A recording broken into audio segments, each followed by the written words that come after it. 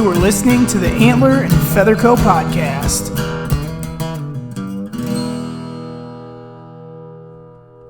Hey guys, what's going on? Vince here, and welcome back to another Antler&FeatherCo Podcast, the podcast for new and adult onset hunters. This is a podcast where I, a newer inexperienced hunter, talk to people who do know a thing or two, and as I learn all these new things, I just want to pass them right along to you guys. Hey, before we get carried away with the show, I want to take a second to tell you guys a little something about Buzzard Roost saddles. These saddles say they ain't fancy, but I beg to differ. They are the most comfortable and the most adjustable saddles on the market. That's really all you need to know about them. If you want to get one for yourself, use code AAFP10 to get yourself 10% off your very own Buzzard Roost saddle. I also want to remind you, get yourself signed up for the Antler&FeatherCo Best Buck Championship.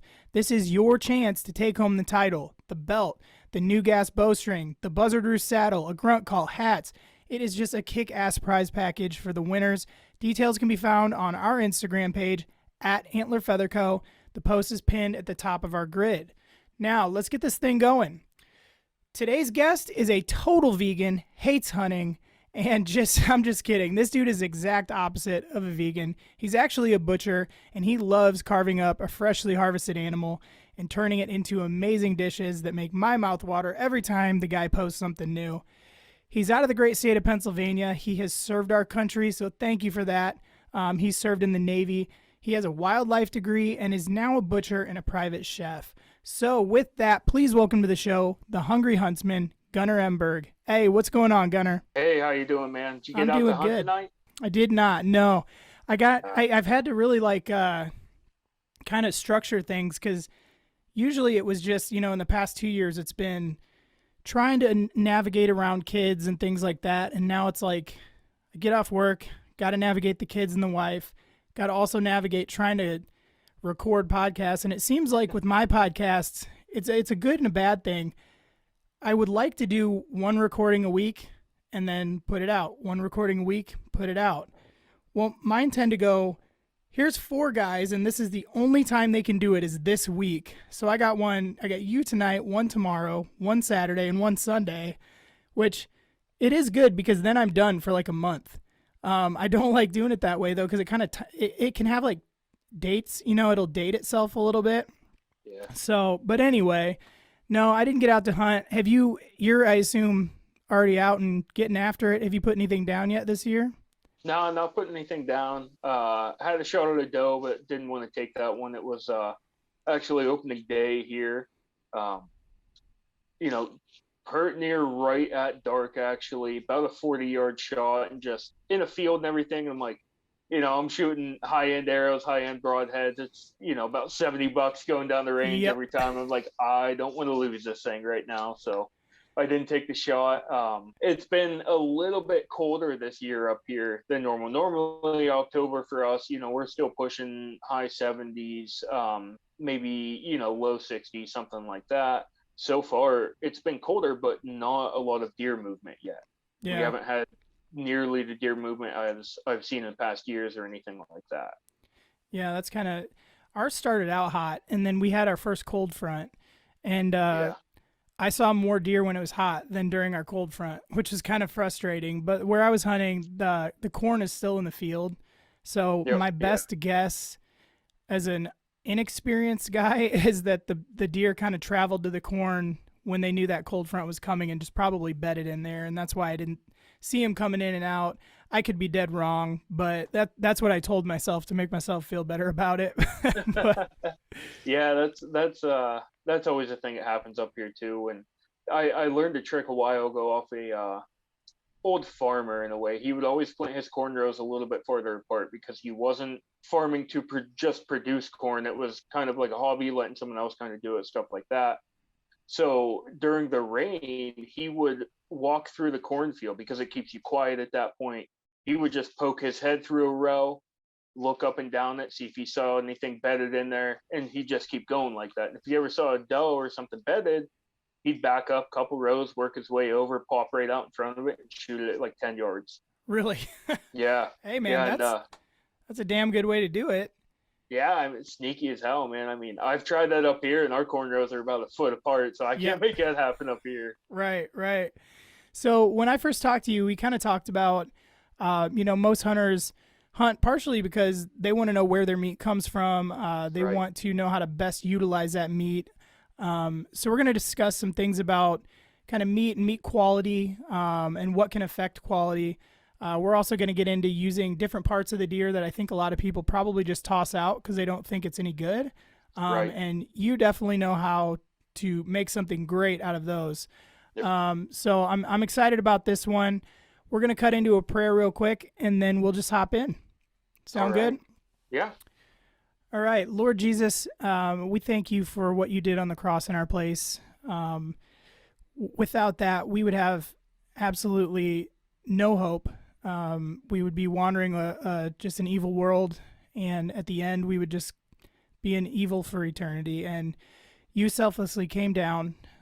You paid that debt that we couldn't pay. You lived the life we couldn't live. And because of that, now we can freely just worship you, glorify you and the Father. And I'm just so thankful for that.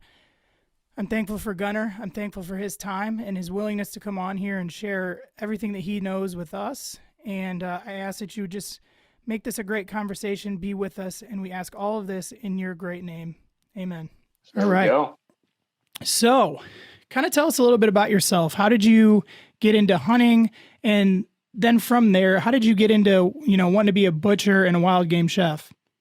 Yeah, man. So I grew up in your typical kind of backwoods, small town place, grew up hunting and fishing, stuff like that, but nothing that was ever like, I would go and do it by myself. I'd go out, opening day, trout season, opening day, rifle season, maybe stick around a couple days, something like that, but nothing super major. Joined the Navy right out of high school. And I got to give credit to the first boss I ever had in the Navy. About 3 weeks after I got there, he's like, hey, like, let's go buy a bow. And I was like, yeah, man, I got all this boot camp money. Like, heck yeah, let's go, Bought my first bow and I was hooked ever since, and I don't know if it was that I was just good at it or picked it up really quick or whatever, but, I was out there within a couple of weeks shooting 70, 80 yards. And, all the guys I was practicing with were shooting, maybe 30, 40 or whatever. And I'm like, man, I really enjoy this. And it looks like I'm kind of better than most people at it right now. So I'm I'm really going to give this a shot. And, I was up in Illinois too, so no rifle, only slug guns and stuff, and that's just not me, I'd much rather just use a bow up there and everything like that. So really got into it there. Thought, I knew what it was all about. Thought I knew everything. I got screwed a couple times on a bunch of deer that I thought I had it in the bag, and no, not even close. Yeah. Finally got one. And my buddy was like, hey, man, like, I don't know process around here. Let's just cut it up ourselves. He's like, I do this all the time. And I was like, yeah, like, sure, man. Like, whatever. That's fine. We'll do it. Did it in his garage on base housing. Blood was running down the driveway. We had the cops called on us. Base police showed up and they're like, what in the heck is going on right now? And we're like, we just got a deer, man. That's it. And they were like, oh, all right. Like, that's fine. Just don't let the neighbors see it again. All right, cool. So we go. I cook some stuff, burgers, stuff like that. He invites me over and he's like, hey, man, like, try this backstrap with me. He butterflied it, did the whole Italian dressing marinade. And I was like, oh, this kind of sucks, man. Like, this is not good at all. It's tough shoe leather, like the silver skin still on the backstrap. Just it tasted like heck, So I'm like, I can do this better. And I live on in the barracks on base where I'm not even supposed to cook in my room. I have a steamer and a hot plate, and even that's like super illegal. Like, I can get real big trouble for that, Gave it a shot, turned out great, and I was like, man, like, I really like it. So started learning all that type of stuff, and ended up getting out of the Navy 2017. Knew that I wanted to work in the woods, be in forestry or wildlife or something. Got a wildlife degree. Wasn't really my jam. Ended up going to work for forestry. And, I like that a lot better. It's just trees. I'm not tackling deer and putting socks over their heads and stuff like that, like they would do for surveys and stuff. So I like that. Ended up just having a really bad boss. Got in with a brewery in town that, it worked out pretty good there. But all through that time, growing up, everything like that, my dad didn't want me to watch cartoons. So I'd watch Food Network instead, or History Channel or something. So right now my head is just, one big encyclopedia of techniques for cooking and everything like that. And I just throw that into whatever I'm cooking at that time. Like tonight, this was one of the first times I've ever cooked moose, and I absolutely nailed it just because I have the confidence going into these meals that I know I can fix it if I mess it up, and it's not going to turn out like Italian marinated over grilled backstraps. Well, that's definitely good.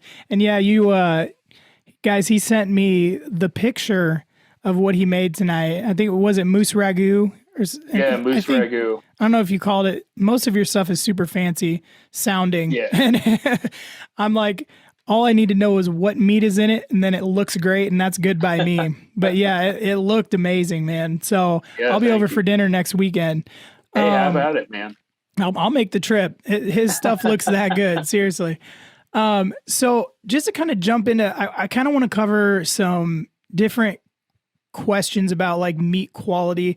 They may be a little more off the wall, so I don't mean to put you on the spot. If you don't know, you don't know. Right. It's just kind of some different things. Most people, they hear like the number one thing with your meat quality is how you handle it in the field after a shot, and what kind of shot put the deer down, how long did it take, things like that. But I was kind of wondering, like, does the region that the deer or the animal, whatever it may be you're hunting, does the region that it lives in affect the flavor of the meat? Oh, absolutely. Yeah. Depending on what they're eating, or like what can regionally change with meat flavor? So I'll give you a couple examples, right? So a lot of people will say like wild antelope, like they'll go pronghorn hunting or something like that. They eat a lot of sagebrush, so the meat will actually tend to have a like almost sagey flavor to it. So you're not going to want to go and pair that with, something very sweet that it doesn't tie into, Actually, there are they're blueberry bear, they'll kind of like a spring tag, summer tag, something like that. All they eat is blueberries around that time when the blueberries are, ripe and everything like that. The meat can actually have a purplish tint to it because they eat so many blueberries. And Really? it gives this odd sweetness to it as well that you pick your mind about if you don't know what's going on there. I have tasted deer from, PA naturally. That's kind of what I grew up on here. It has a very distinct flavor compared to, your over-the-counter beef or something like that. But it's also a lot different than, the whitetails that I would hunt out in Illinois or something like that. It's not necessarily better or worse. It's almost like in wine, wine producing stuff like that over in France, they call it a terroir. It's what the flavor of the land gives. And that's, some wines are classified super highly just because of the land they're grown in already, Right. So, yeah, I've heard, I think it was Meat Eater, maybe I was watching, and Ranella was talking about those blueberry bears. yeah. And I'm 100% certain I'll probably never get to try it, but man, it's actually what kind of made me want to like get into bear hunting, which I have not done yet. But I know I can go, I'm in Iowa, so I can go like up to Wisconsin or somewhere like that. And yeah, I would love to get an archery bear, like archery black bear. I've heard some things about bear, like it's really good if you do things a certain way, but it can be really bad if I'm not really sure any more than that, but yeah. I'm willing to try. Oh yeah. Personally, bear is one of my favorites. It is one of the fattier wild games out there. Just the meat is inundated with fat all through it and everything like that. The fat caps on the back and everything are so big that you can actually render them down and, have bear grease and stuff like that to cook with, almost like bacon grease, Yeah. Bear to me is very great for low and slow, like pulled bear or, braising stuff like that. You can make sausages out of it and you don't really have to add too much pork or, beef fat or pork fat or anything to it because it already has the fat built into it itself. Yeah. Actually, bear opens here on Saturday. I have a cornfield about 75 yards from my house that they have rolled over about 50% of it. So I'm very excited to get up there this year and try to get a bear in archery. That's awesome. Yeah. I got a buddy, I believe, he's out in He's out in Pennsylvania, I believe. Jeff, if you're listening. And he sent me a picture, I think about a week ago. I think it was of his son or somebody he knows, and they were in the deer stand, and bear just comes walking right on through. I'm like, why didn't you shoot it? He's like, well, they're not in yet. And I'm like, oh, Yeah, that's not yet. because that bear is not coming back. But It's weird how often they come back. My when I first bought this place, my first encounter with the bear up in the field here, they were out, probably 80 yards out, poking around in the cornfield and everything. And what they like to do is they'll lay down and roll around to get the corn down, and then they'll just lay there and scoop it in with their paws and try to eat it. Yeah.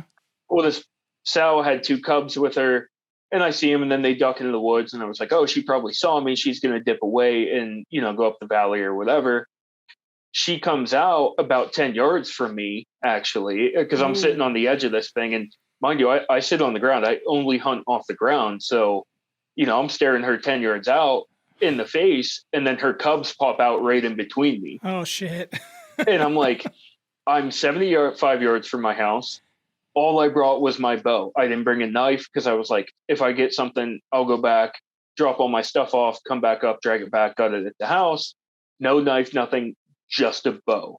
And I'm 5 yards from cubs and 10 yards from my mom. And I was like, maybe I shouldn't hunt here without a gun from now on. And that was the day that you started praying to God. Yeah, the cub thing just makes it so much worse. Oh yeah, that was, and normally they are pretty docile, even if they have cubs and stuff, but it's just one of those, like, you could tell she was kind of pissed off, but the moment she saw me move, she bolted out about 30 yards and then called, they'll communicate. So she called her cubs over and then they took off. Yeah. Well, I'm glad that worked out that way. Not to get too far off topic, is bear hunting the way that I've seen some people do it is kind of similar to deer hunting. It can vary. Yeah. For archery, it's, you got to find a good food source or a good, pinch point or travel corridor or something like that. For rifle, though, if you have snow, cut a track and run that thing down. Yeah. Because you're going to find it eventually. Yeah. I've seen some places that they actually bait for bear, and it looks like the greatest thing ever. They're like throwing cookies and candy and all kinds. When I first saw that on Facebook on some bear hunting thing, I was like, why is this dude selling a 55-gallon drum of chocolate chip cookies?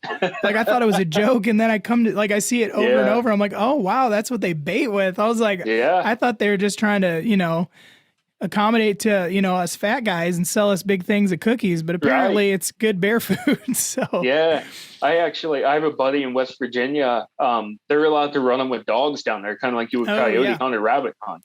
And he sends me snaps all the time. He's like, treat a bear this morning. I'm like, you got to be kidding me right now. Like, I'd be lucky to have that happen here. Yeah, for sure. So back to the meat thing. So we've established that where they live can change the flavor. Now, does the sex and age of the animal is another one that I've heard. You've heard like a rutted out buck can be real bad. You hear that the younger they are, the better they are. How true is all of that about it? Like, maybe season of or time of the season, like is a doe in September when it's warm going to taste different than a rut deer versus like a winter January deer?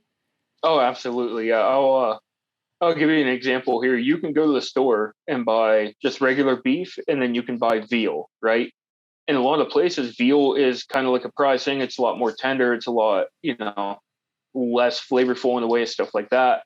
Same thing happens in the wild. If you get these, I don't want to say shoot a fawn or anything, but if you get, these 1.5-year-old deer that don't have anything going on yet, they're going to be super tender. They're going to be super mild in flavor, everything like that.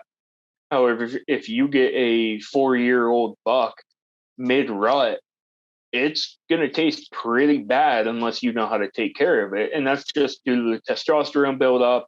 And, what I learned too with the wildlife degree, like during the rut, most buck will hardly eat. And, they can travel up to 20, 25 miles a day and stuff like that. When outside of rut, they eat about 8 to 10 pounds of, leaves forage a day just to be able to survive, So these things are just wearing their body out, a lot of protein build up, their body starting to eat their muscles, everything like that. And that just impacts the entire flavor of the meat right there. Whereas, late season, they're out of that, all of that's worked out of their system. They're still kind of starting to work on their fat reserves that they built up through the entire fall. So they're going to be a little bit better there, and they're going to have a lot better fat reserves in them as well, which will help with cooking. You can render that out, in a crock pot and stuff like that, and get a lot more out of the animal than you would, say, come September as well. Right. So just because I don't really know a whole heck of a lot yet about cooking, I hear the term rendering fat a lot. What exactly does that mean? So when you harvest a deer or when you harvest a bear or something like that, when you skin that thing, you're naturally going to see a bunch of fat deposits, which, they can be white, they can be yellow. It all depends on the type of fat and everything like that, that are either packed on the skin or packed in between the muscles and stuff like that. What I will do is I'll take a lot of that fat, try to clear it as much meat as possible. And there's 2 techniques to rendering as well. I won't really delve into those yet, but what you do is you cook it low and slow and get all that fat to just melt and get all the solids and all of the bad things out of it. And then after you kind of process it or filter it a couple times and stuff like that, you're left with a great grease to cook with or to add to dishes and stuff like that. Very similar to what happens with bacon when you cook it. You throw bacon in a pan, you see all the fat that's marbled through that bacon, but when it's done, it's crispy and there's, a half inch of fat in the pan of grease. Right. Kind of the same technique right there that you would use. Gotcha. Yep. So in terms of sex of deer, I've always heard too that especially once you get beyond like 1 or 2 years, people always say shoot doe to eat, shoot bucks for antlers, things like that. I've never really, anytime I've eaten venison, I haven't really noticed a difference, but then again, I don't really know. It all depends on how it was prepared, and how it was cooked. But does there tend to be when you can kind of tell, like someone like you is going to be able to tell, like back to like wine, like a wine, whatever, sommelier or whatever, he can really tell the differences in wine, where to me, a red wine's a red wine, Right. It tastes the same, gets you hammered, gives you a headache. But so for someone like you, have you noticed between doe and bucks, do you notice a difference in flavor? I do sometimes, pending how close I get a buck to October or November timeframe, you will notice a little bit increase of, a lot of people call it gaminess. To me, that is just how that animal tastes. It's comparing store-bought beef to, homegrown beef that was butchered and, it's completely fresh and everything like that. Doe, I do find they tend to have a little bit less flavor overall. That's just because they're not out there sparring with each other all the time, or making scrapes, building testosterone, everything like that. So I will find that doe do give a little bit milder flavor in that regards, which the doe, I will tend to can my meat from them. I tend to do a lot more canning or whole backstrap or whole hindquarter or something like that, just because I know the flavor that I'm going to get into with that isn't as strong as, neck roast from a buck or ground beef venison from a buck or anything like that. Right. And here's another one I don't know about, canning. So obviously I know what canning is in terms of like vegetables and things like that. Yep. I don't know, what is canned meat? What is the process, or what are you trying to achieve with that? So it's really just long-term storage of, some sort of meat without having to freeze it in a way. The way that we do it, we get our mason jars, everything like that, pack them absolutely full with just cubed up meat. We don't grind it, we just cube it up. Maybe a little bit of beef broth in there. I tend to actually make like a homemade venison stock out of the bones that I will tend to put in there as well. Just that's what I like to do. I take the time and I do it. Then you just can it as you would, vegetables or anything like that. It's shelf stable for, a couple years. my favorite dish, I'll take that, pour it in a pan, mix it with, brown gravy or, like a beef stock or something like that. Let it reduce. Amazing beef tips over noodles in about a half hour compared to letting it stew for 2 or 3 hours. Yeah. So what do you put in with the venison that preserves it without refrigeration or freezing? Like what? The canning just does it on its own. So when you can, we hot can. So we will, put it in the canner. You add your water, you boil it for a set amount of time with your lids and everything like that on it.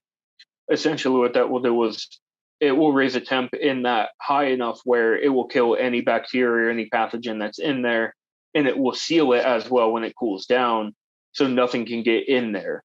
So essentially it can last, a year or two and not have any micro, bacterial growth or anything like that, just because it was essentially sterilized and sealed at the same time. That's awesome. That's something I really want to give a try this year, because I've seen tons of people can meat, and I've just never, honestly, when you don't know what it is, you're kind of like, oh, why would you do that? But I mean, does it give it a different, what's the flavor going to be versus like just, you package all your stuff up, throw it in the deep freezer. Are they going to taste similar still? They tend not to, just because when the canning process happens, that venison gets fully 100% cooked through, right? And then it just sits in its own juices and everything like that. So depending on how much, if you add water, if you add a bouillon cube, if you add garlic or something like that, if it sits for, 6 months or so, that flavor just travels throughout everything right there.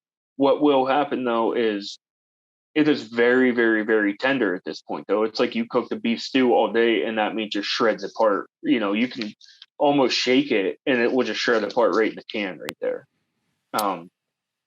Compared to, like fresh or frozen venison as well, it is a lot different, but it's like a deeper, richer flavor that goes well with, gravies and stuff like that.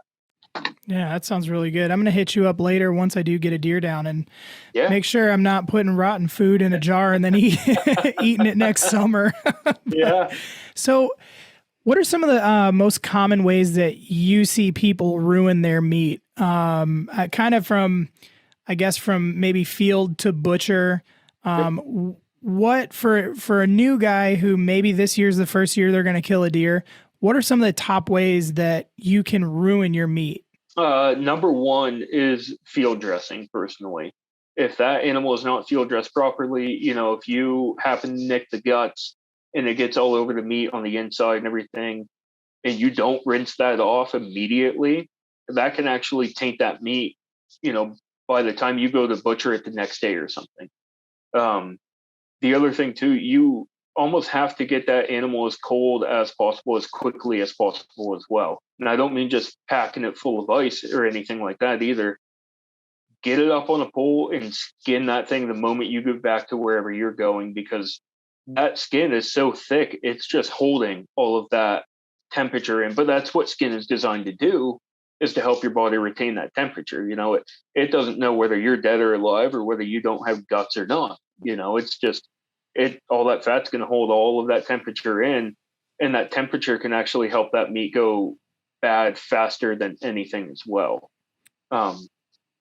Other than that, it's really about the aging process at that point. I know guys that they'll bring it back and, they'll skin it, cut it up, and have it in the freezer within a couple hours.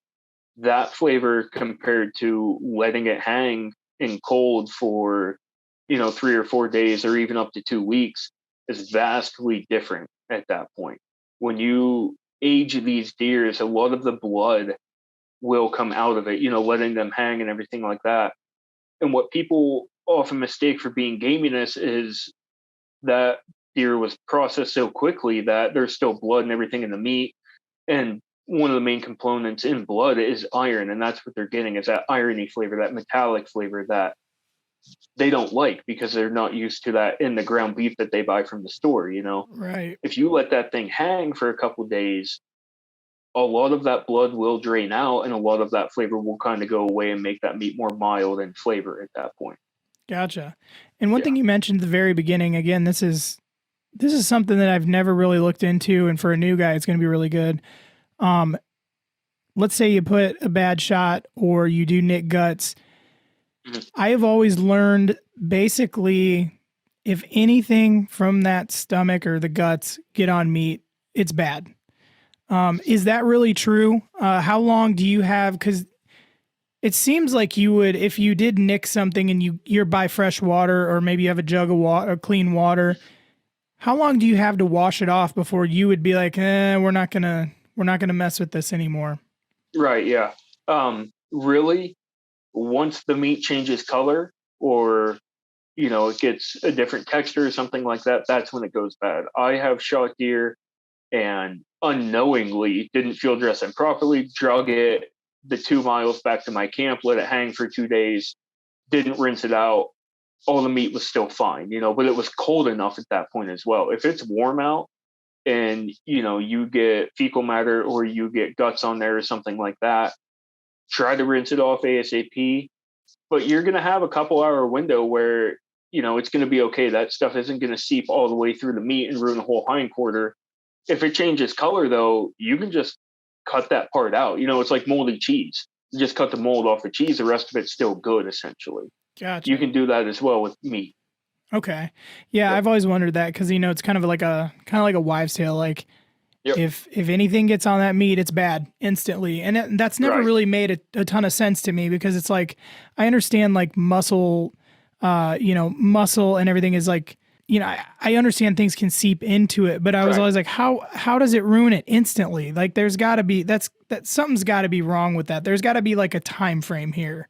Yeah. But there isn't really an exact time frame. I mean, I pick up a lot of roadkill as well, just because, it's meat. I can generally get some sort of something off of it, and it's better than buying meat from the store. Right. I picked them up, if it's cold enough out after, like maybe a day or two, and it's all still fine, That's really not an issue when it's cold enough out. Like I said, if it's warm, try to get it off immediately. But what I always do as well, I always have like a gallon jug of water in the truck if I'm going somewhere else hunting, just so, whenever I get the deer back to the truck or something, I can really take my time, rinse it out thoroughly, just to be safe on that regards. Yeah, that's a great idea. That's something I'm going to start doing because I usually have water in the car, but it's, it's been opened. I've drank out of it. So I don't know that, I think carrying like a fresh gallon, that's a pretty good idea, a gallon, because it doesn't take up that much room. And then you got fresh water right there in the field. And, a lot of us don't have a walk-in freezer. A lot of the people that I know that hunt like to process it ourselves. How do you recommend, or what can we do to age a deer at home if we don't have like a walk-in cooler to do it? Yeah. If it is cold enough out, you can just leave it hang right outside. You'll have to be mindful of whatever birds are lingering around this time of year. You'll have to be mindful of squirrels and stuff like that. I have a garage, it's enclosed that, I can hang it in there. It's not heated or anything. I walked in the garage today and it was about 20 degrees colder than outside, Yeah. There are ways of wet aging as well, where you'll skin it, quarter it, get everything you want, get a giant cooler, throw it in there full of ice, full of water and everything. And you just let that age on, ice cold water for about a week or two or something like that as well. And that will help draw all of that blood out of that meat as well, because what the cold will do is cause those muscles to kind of contract and shrink and squeeze every, last bit of stuff out of them. And it just makes its way out at some point. My brother-in-law is going to love that you just said that, because down in Arkansas, I can't speak for every person down there, but the people I do know down there, they don't field dress. They shoot a deer, they drag it out, they take it home, they quarter it without gutting it. And then he has always, you fill the cooler with ice, you put your meat in there, and then you fill it up with water. And basically it's submerged. And I'm like, I'm not speaking from my own experience, but other people, I have never heard anyone say to do that. They always say, make sure you keep your meat dry. And he's like, man, you've eaten my venison. Does it ever taste bad? I'm like, no, it tastes great. I just don't, I don't know why. So Josh, that one's for you, buddy.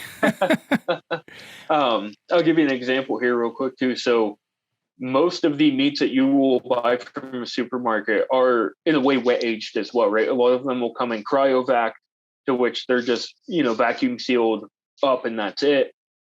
Well, as they're doing that, the lack of pressure inside of that bag will cause that meat to contract and everything like that. Same with the cold. And when you open it, there's a bunch of red liquid on the inside. It's not blood. It's called myoglobin. It's a part of blood. That's what kind of helps give it its reddish tint and everything like that. But it's just sitting in that cold liquid for, up to a month on end at some points, So essentially a lot of the meat you buy is wet aged already. Doing it in the cooler is kind of just a more redneck way of doing it, I guess. Yeah.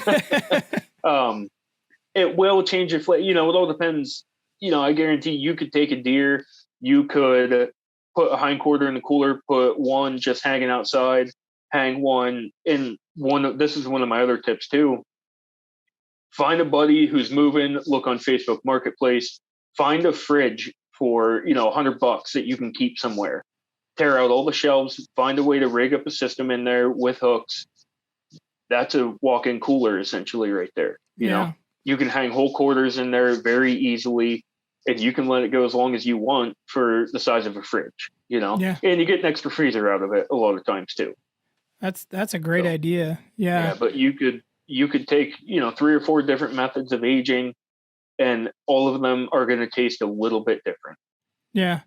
So what is a kind of a preferred temperature if you did just let your deer hang, or if you did go buy a fridge? Where's that temperature threshold? Does it need to be below freezing or? No, I like to keep everything at least below 40. Like the house in my fridge, the fridge in my house, I keep it 38 just because it's the temperature I like my beer at. All of the, walk-in coolers at work and everything like that, we try to keep right around 33 or 34.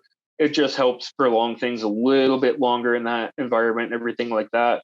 Naturally, the colder you go, the less likely bacteria is to grow as well, though. I don't recommend going to 32 or anything like that, just because meat can tend to start to freeze, and freezing can cause weird issues as well, whether it's very fast frozen or very slow. It can actually ruin some of the meat just by how the ice crystals develop and puncture cell walls and everything like that. Gotcha. Yeah. All right. Let's move into what you do best here. So starting off with parts of the deer that people generally toss out or they don't take the time to get, what are some of your favorite cuts off of a deer that generally people just don't even mess with, and what can you do with those? So maybe the neck meat, or go ahead and take it from there. Well, I'll just start right at neck meat there. A lot of people don't want to take the time and mess with cutting around the neck and everything, but that's a lot of people don't have the butchery experience to know how to do it quickly and work around the bones and stuff.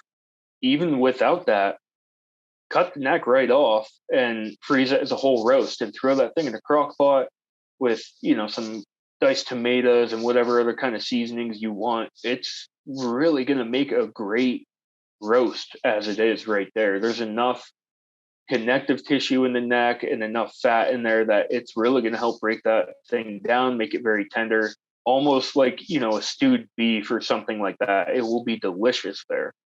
One of the other cuts that a lot of people don't tend to use is a brisket, but you have to have a large enough animal to have, wild game brisket. You can't have, your 100-pound doe that, field dressed out weighs, maybe 80 pounds or something like that. You're not going to get anything off of that. Your briskets can come off of your 200+ pound bucks and stuff like that. Granted, they're not going to look like your beef brisket. They're going to be a lot smaller, but people tend to just grind those. And that's, I really like to utilize those. I'll smoke them, I'll braise them. Like I said, they are a lot smaller, but they're phenomenal in that way. A lot of processors and a lot of people as well, you get your deer hung up, you quarter it, you skin basically down to the shank, and then that's it. And then they just cut that off and, grind the rest of that. your shank will make you some of the best tacos you've ever had in your life if you give them the attention that they need. If you're going to use more ground meat, then by all means, go right ahead and do that. Shanks, though, there is so much connective tissue, so much fat inundated all throughout that meat, especially with a bone that contains enough bone marrow to actually give some flavor and give some collagen. These things are going to be pulled apart tender like the best pulled pork you've ever had in your life. What I like to do, I'll cook them and I'll just have people reach right in with their taco shell. It's tortilla, just grab it right off of the bone, put their toppings on and eat it like a street taco. It is delicious that way. Yeah. Naturally, there's organ meats as well. Those are a little bit harder for people to get into. If you want to try it, I recommend starting with the heart first. That is essentially just a muscle. That really isn't an organ. That's a muscle with some valves in it. If you look up a couple videos on how to process that, how to butcher that up, it makes great tacos. It makes great tartare. That tartare is going to be a lot harder for a lot of people to get into, just because it's still raw. However, any ungulate, so moose, elk, cow, venison, something like that, you can eat raw. There is no issues with that at all. The issue comes into when, you have pork, which isn't a true ungulate, or like chicken and something. They will still carry diseases and stuff while they're raw and dead and everything like that. Unless you have something that's, gangrenous or something like that in the red meat side of the world, you can eat it raw as is, you'll be fine. From there, move on to try the liver. There's many, many techniques for that. A lot of it is like a buttermilk soak and then slice it up thin, dredge it in enough breading where you hardly notice liver there and make a nice sandwich out of it or something. I've had some kidney tacos recently as well. They are delicious if you know how to process those properly. You can get into a lot of stuff where, you can use the caul fat off of the stomach and stuff to wrap things, but that gets into where you're going to take, 8 hours to butcher something, even if you're really good at it at this point. Like I can have a deer done probably within an hour and a half from start to finish. If I'm trying to get caul fat out and trying to get all these organs and stuff, that starts in the field, Yeah. I have to be mindful of my cuts in the field and everything like that. And that's a lot harder to get those type of things. And that's all if you just want that reward or not, How do you recommend in the field handling like, well, first of all, one thing you brought up with the heart that I just want to bring up. You always hear people say your first deer, you got to take a bite out of the heart. And then you hear it goes back and forth with like, yep, that's what you need to do. And then other people are like, do not do that. It will kill you. Like, no. Is that safe? If you can stomach it, is that safe to just take a bite right out of that thing? Yeah, you will be absolutely fine. Like I said, unless that animal has some sort of disease, which that's the only iffy part is how do you know? You know what I mean? Generally, they won't. If they're a healthy animal, generally they won't. I'd say 9 times out of 10. The weird thing going on right now with CWD is we're not sure how that works with humans yet, but that, that's a topic for a whole nother day. That's a whole nother podcast in itself there. Well, and that's something to be mindful of with the neck roast and stuff. I've heard the neck roast and like bone marrow soups and stuff like that. Yeah. I haven't had any issue with it yet, but then again, I'm not always normal as well. Personally though, my father, instead of making me take a bite out of the heart, he made me drink a cup of the blood, which is much, much more worse. Pathogens can actually live in blood for a little bit, where in the muscle it's kind of iffy to get them there. That one was just absolutely disgusting to me. I will never ever do that again. Personally, the way I would do it, if I, when I have a son or whatever and I take him out, I'm just going to start a fire and cook a little bit of the heart just so I know I'm safe right there. Right. Yeah. Right. That way, I'm not risking anything, but it's still a little bit of the tradition there. But traditions always need to be broken somehow in some sort of way, Yeah. Well, it seems like as the years go on, like it's just like everything's getting sicker, everything's getting cancer, everything's getting diseases. It's like, it's not like back in the 50s where everything was just like clean and everyone was fit and it was just, now, hey guys, these deer are getting COVID. I don't know Right. how. I remember I remember when that first came out. It was about the time that like, I sorry if anyone gets offended, but like about the time where people started figuring out like, hey, this isn't exactly what you guys said it was. And then DNR's like, deer test positive for COVID. I'm like, Right. How? Where did this deer get COVID from? This is the most ridiculous thing I ever heard. Right. And Yeah. I was like, my God, CWD, like, let's talk about that. But now this thing's getting the coronavirus. I'm like, how is this even possible? Right. But, Yeah. That's just that. It blows my mind sometimes. but let's say, like, for me, like, I would really like to use as much of this deer as I possibly can. So Yep. I do plan on keeping the heart. I do plan on keeping the liver. What is the best way to, once you cut that deer open and you get those things out, how do you recommend getting them from the field to a freezer or what? I assume those things you probably put right in the freezer, or do you put that with the rest of the meat for a couple days? I will tend to just throw those right in the freezer. However, I'll process them a little bit, get some extra fat off of them, clean them up a little bit and stuff like that. In the field, though, they sell antimicrobial game bags, right? And that is the best way for those, just because, unless you want to carry a plastic bag out in the woods and stuff like that, I'll just carry those out, throw them right in there, and then just tie it right to my bag. And you can just throw the heart right on in there. Yeah, you'll be. I mean, it's living with it as it is in the animal. Anywho, you're going to be fine, But I also don't pack out my deer. I drag all my deers out and stuff like that. So I'm not, it's not going to be in there with, the meat or anything like that. It's in its own separate bag with its, all the organs are in one bag essentially, and that's getting, tied to the backpack and walked out while the deer's getting dragged behind me. Can you eat like bone marrow or make bone broths and things like that with deer, like you would? Yeah. Bone broth is the one I highly recommend. That one's a lot easier to do. The bone marrow, like I absolutely love bone marrow for cows and stuff like that. I buy about 30 pounds at a time. All my bones are cut into like 4-inch chunks. I cook them all the time. I eat them all the time.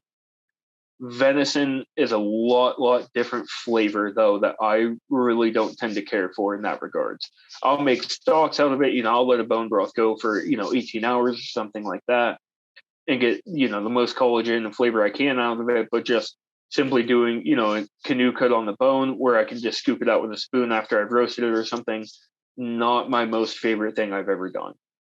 And how do you do bone broth? Is it just, do you just boil bones? Yeah, that could be. It's as simple as that. Really, what I do, I will roast them with some carrots, onion, garlic, celery, and then I'll just take it, throw it all in a crock pot, turn it on low, and fill it up to the very top. As much as I can fit in there without it, going to be able to boil over or anything.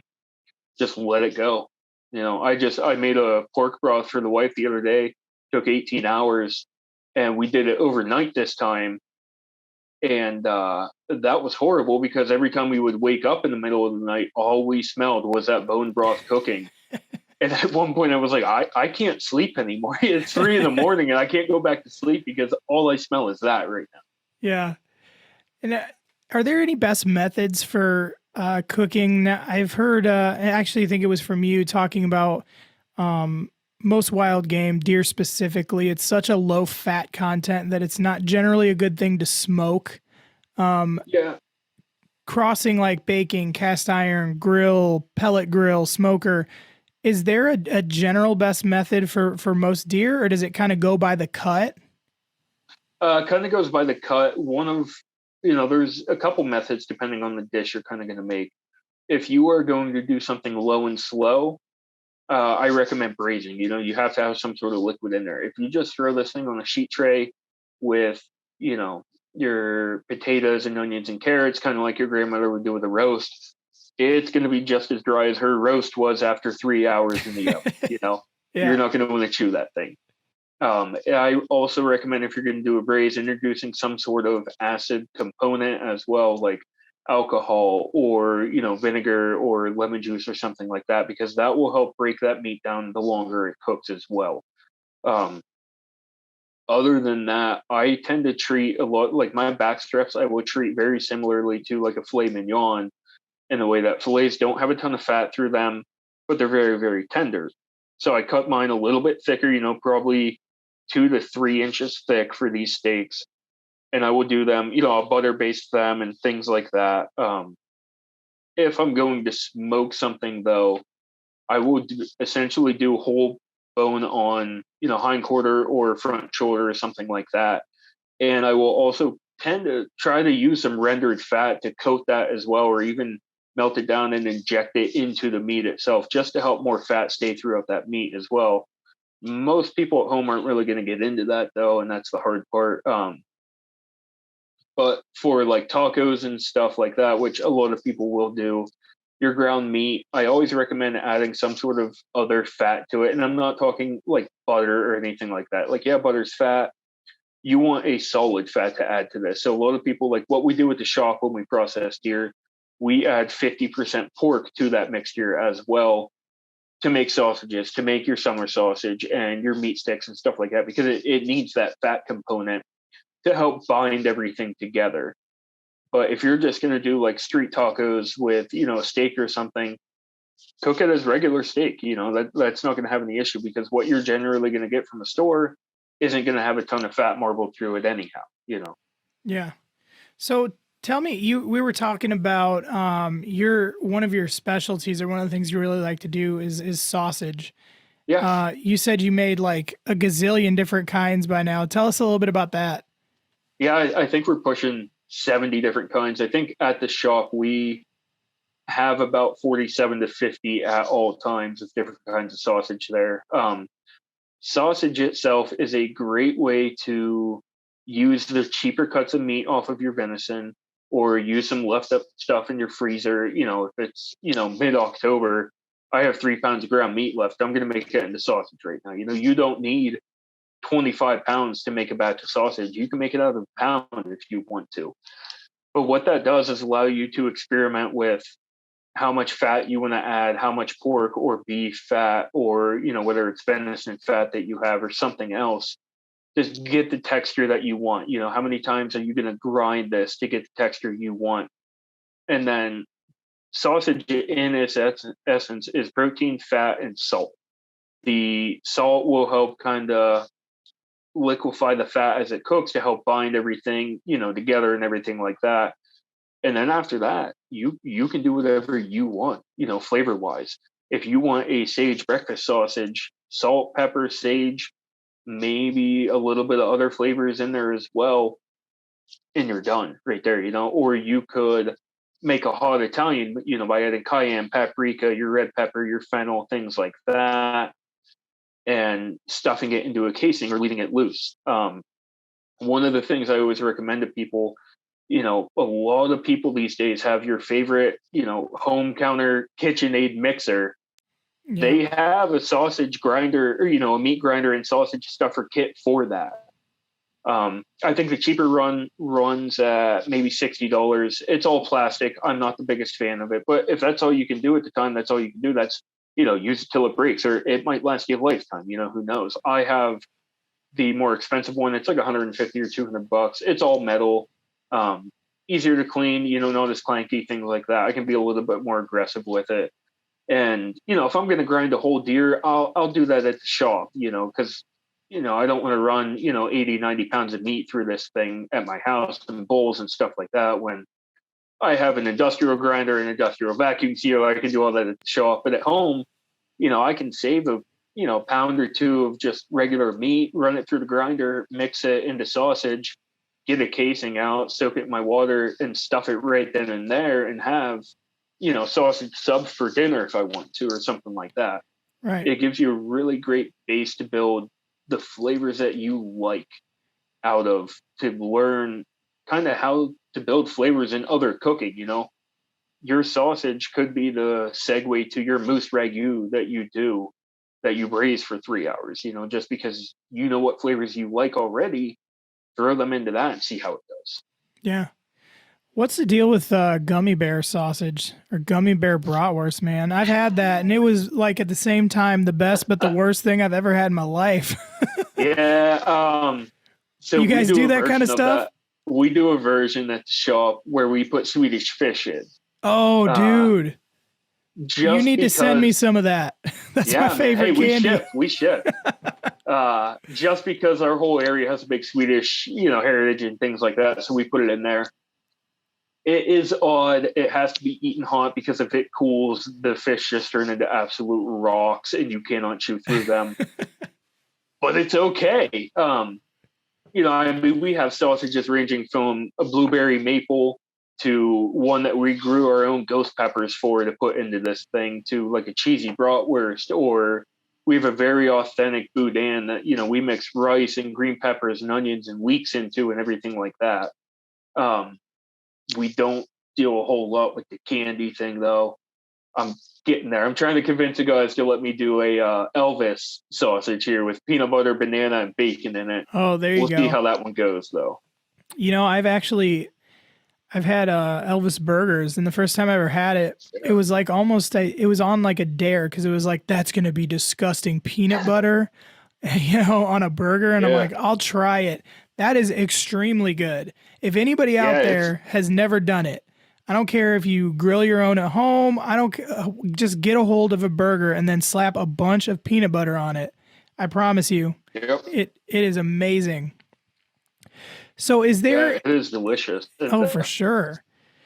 Is there any preferred pairings in terms of I know a lot of people, you eat your nice meals and you want to have a drink with it. Is there anything that you prefer alcohol pairings or something with venison dishes? Yeah. If you're going to go more of a stew route, I personally, I cook with a ton of alcohol. There is almost alcohol in every sauce that I make that is a hot sauce. Like tonight, I had half a bottle of red wine in this braise that I did. A lot of times, if I make a mushroom cream sauce, I always put beer in that as well. I tend to say whatever alcohol you cook with, drink that with the meal as well, because those flavors just tie together naturally already. If you're not cooking with alcohol though, and you do a stew, I recommend a darker beer, like an Oktoberfest, even up to a stout at that point, just because that's going to lend itself well to those types of flavors as well. Even a red wine can get to that point, because a lot of the same tannins and everything like that are found in red wine are going to be found in longer braised beef dishes or venison dishes and stuff like that too. If you're doing tacos or something like that, I recommend almost a fruitier drink or a lighter beer in a way too, something that you can introduce some citrus fruit into to help with these acid that the dish is going to need. You always see people that will top their tacos with lime juice or something. If you're drinking a Corona with some lime in it, you're not really going to need that lime on top of your taco unless you absolutely want it at that point. Right. Or if you're smoking something all day and you got a case of Miller Lite sitting over there that you're drinking all day, might as well continue on with that, man, because you're already used to it. For all my folks in the Midwest, especially Iowa, he meant to say Busch Light, but if you got Miller Lite, do you? Well, hey man, is there anything else game related or cooking related or butcher related you wanna talk about? Just a quick kind of why I think people should butcher their own animals at home too. Kind of you're founded on these adult hunters that are getting into adult onset hunting and everything like that. Butchering at home is so much simpler than what people make it out to be. You don't have to go through and get every single speck of meat off the bone if you don't want to. You don't have to go through and have a bandsaw to cut round steaks out of the hindquarter because that's what you always grew up with. I have a whole front shoulder frozen right now down below that had I broken that down, it would have taken me an extra, 20 minutes, half hour. I saved my time doing that, just because I know what I'm going to make out of that. Your shanks are going to give you so much flavor. They're simple, just right where the knee is or where that joint is on the front shoulder. Cut it right off, cut it at the next knuckle down and freeze it. It's as simple as that. I think the bearded butchers who funny enough, I am bearded. I'm a butcher. I am not a bearded butcher, though.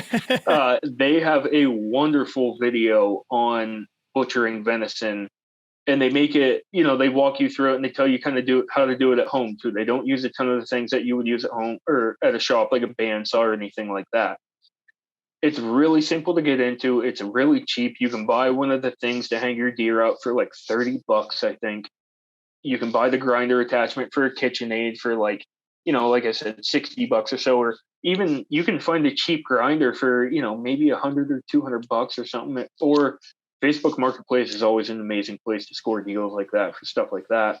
Yeah. But you can change the entire outcome and perspective of your dishes and other people's minds on your wild game dishes if you butcher them at your house and you don't just take it to a processor and get your hot Italian sausage, your backstrap and burger, and that's it, Yeah.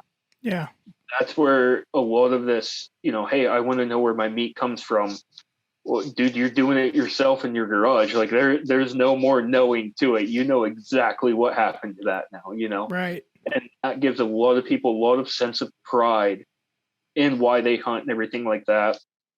And it really, really, really it reinforces ethics in people as well, why they hunt and everything like that. That respects that animal. So like that thing died so you could eat, by creating a dish, by butchering it at your house or everything like that, that makes that animal live in your mind forever. That gives that animal immortality at this point.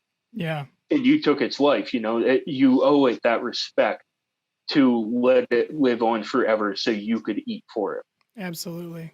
I couldn't have said it better myself. I tend to feel the same way with it. I kind of always say, like, if you're, a lot of people, they want to do they buy all the gear, they take the time, they, put in all the time in the woods, this and that. And then it's like the minute that shot goes off, they want to be done. They want to be done with it. Yep. And it's like if you're man enough to kill something, you should be man enough to take care of it afterwards.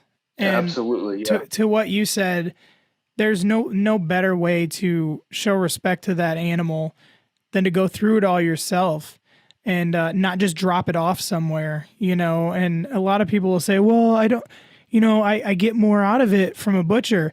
I don't necessarily think that's true. People get tripped up on like, well, I don't really know how to do it. I don't want to leave meat behind and I just screw the meat up. And it's like, you probably are going to get more off of that deer doing it yourself, especially if you take the time to take the organs and to do the shanks and to do all the extra little stuff. To me, it's just like you owe it to that animal to finish the entire job.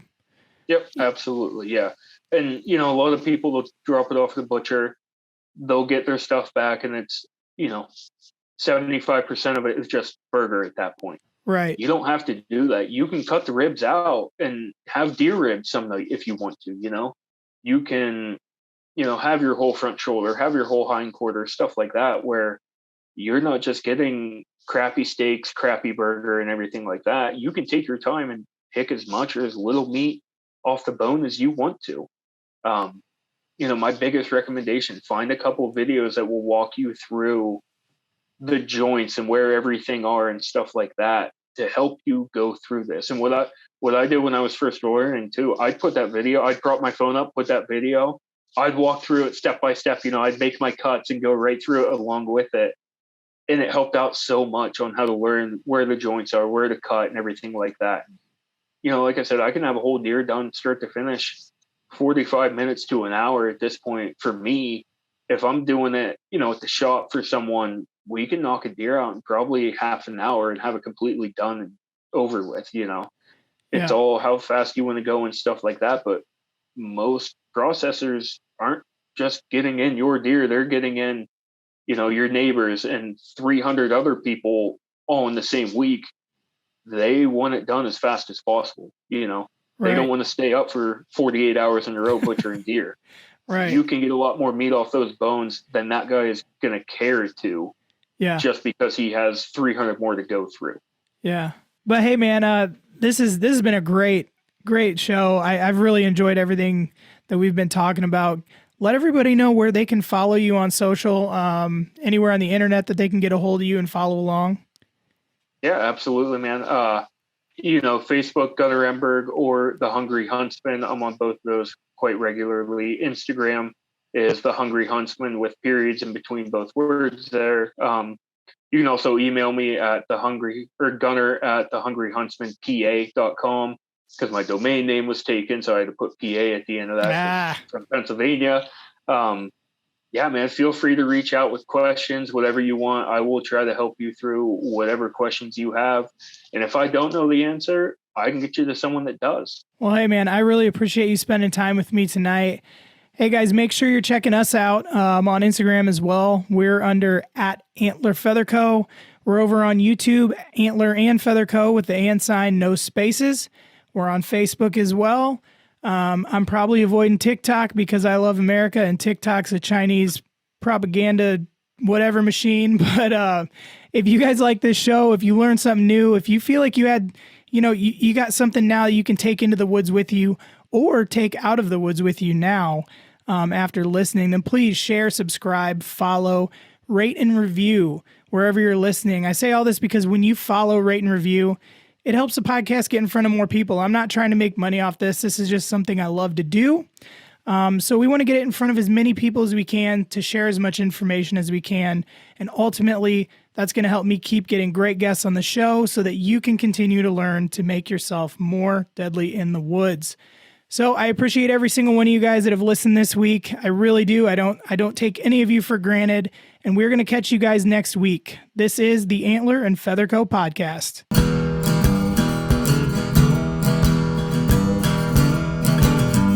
You are listening to the Antler&FeatherCo Podcast.